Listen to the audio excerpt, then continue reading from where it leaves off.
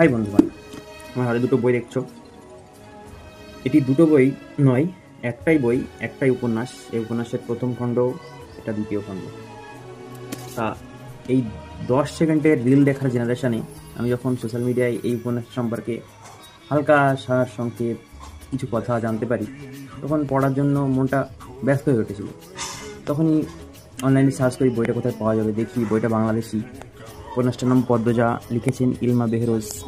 এবার অনেক চেষ্টা করি বইটা আনার জন্য, অনলাইনে অর্ডারও দিই, কিন্তু আমার এটা বাংলাদেশি বই, আমি ইন্ডিয়ান, সেই হিসাবে আমার বইটা পাওয়া খুব কঠিন হয়েছিল। এই উপন্যাসটার মূল চরিত্র হলো পদ্মজা।